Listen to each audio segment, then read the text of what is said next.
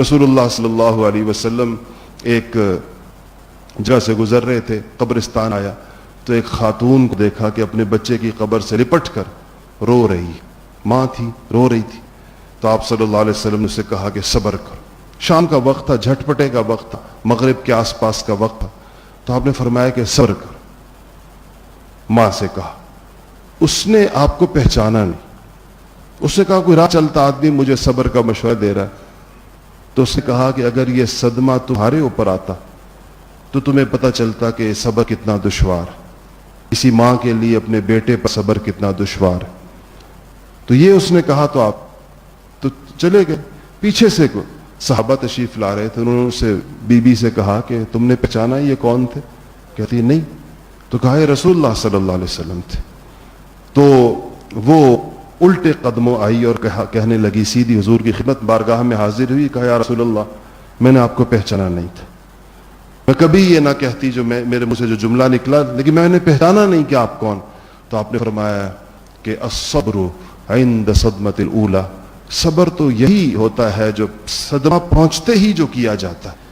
بعد میں تو ویسے ہی آ جاتا ہے، ساری عمر کون روتا ہے، بعد میں تو صبر آ ہی جاتا ہے. مائیں جتنی ماؤں کے بچے مر گئے ہیں وہ کچھ عرصہ روتی ہیں پھر چپ ہو جاتی ہیں بیچاری. تو آپ کہ یہی صبر کا وقت ہوتا ہے. تو یہ آپ کی تعلیمات ہیں، یہ آپ کے فرامین ہیں.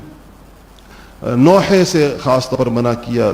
الفاظ ہیں حدیث شریف کے، گال پیٹنے سے منع کیا کہ اپنے آپ کو پیٹو نہیں رونے کی وجہ سے. خود کتنا غم کیا اتنا ثابت ہے. وہ اپنے صاحبزادے ابراہیم جو سب سے بڑے ہو گئے تھے، جن کی عمر سب سے زیادہ ہوئی تھی، تو حضور کے صاحبزادوں میں سے ان کا انتقال رسول اللہ صلی اللہ علیہ وسلم کی حیات میں ہوا. سارے ہی بیٹوں کا انتقال حیات میں ہوا اور ساری بیٹیوں کا انتقال حیات میں ہوا ہے، سوائے فاطمۃ الزہرا رضی اللہ تعالی عنہا کہ وہ حضور کے 6 مہینے بعد انہوں نے انتقال فرمایا. باقی تو تینوں بیٹیاں اور چاروں بیٹے اب کی زندگی میں ہی فوت ہوئے. بعض لوگ کہتے ہیں کہ 2 بیٹے تھے، بعض 4 کہتے ہیں، بعض کہتے ہیں یہ نام جو ہیں وہ ایک ہی دوبارہ رکھے گئے، ایک کے 2 نام طیب اور طاہر جیسے. تو کہا کہ آپ صلی اللہ علیہ وسلم ابراہیم کی وفات پر محدثین نے لکھا ہے کہ آپ کے آنکھوں مبارک سے آنسو بہہ رہے تھے اور آواز نہیں تھی، آنسو آپ دیدہ تھے. اور ایک چیز فرمائی، جو جملہ ارشاد فرمایا کہ ابراہیم ہم تیری جدائی میں غمگین ہیں. یہ تو فطرت ہے انسان کی، اور آپ صلی اللہ علیہ وسلم نے کوئی تعلیم بھی فطرت کے خلاف نہیں دی. تو اس کو کہ اگر کسی کو کوئی غم اور حادثہ پہنچے، اس کی آنکھیں بھیگ جائیں یا اس کو رونا آ جائے، تو وہ اس پر کوئی اسے مواخذہ نہیں ہے. اور اس سے زیادہ اس کو اہتمام کرنے کی یا اس کے لیے کوئی شکل بنانے کی، ہمارے گھروں میں بعض اوقات اس کی فضا اور ماحول ہوتی ہے، اور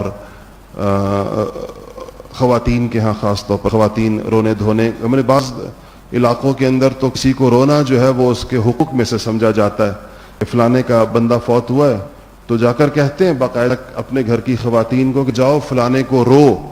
تو وہ ان کو رونا تو نہیں آتا، اب ظاہر ہے پرائے لوگ ہوتے ہیں، تو پھر وہ اس کا ماحول خواتین بناتی ہیں، ایک دوسرے کو دیکھ کر پھر آ جاتا رونا. وہ آپ نے دیکھا ہوگا کہ وہ گھروں میں داخل ہو کر ہی آتا ہے، وہ جہاں پر فضا ہوتی ہے، نہ اس سے پہلے آتا ہے. بلکہ ہم تو اپنے دیہاتوں میں دیکھتے ہیں جو خواتین تعزیت کے لیے جا رہی ہوتی ہیں تو ایک دوسرے سے گپ شپ کرتی ہوئی ہنستی ہوئی جا رہی ہوتی ہیں، اور جیسے ہی میت والے گھر میں داخل ہوتی ہیں تو وہ ایسی زوردار رونا شروع کر دیتی ہیں کہ اس کے بعد وہ 15-20 منٹ اس مردے کو روتی ہیں، پھر اپنے برقعے سنبھال کر پھر اسی طرح ہنستی مسکراتی واپس جا رہی ہوتی ہیں. تو یہ ایک ماحول بن جاتا ہے. یہ اس میں بھی ہمیں شریعت کے احکامات کی پابندی کرنی چاہیے. اور اس موقع پر یہ جو ایسے کوئی دن آتے ہیں جب بھی، تو اس پہ یہ ہماری ذمہ داری ہے کہ ان چیزوں کو بیان کیا جائے کہ شریعت کے احکامات کیا ہیں.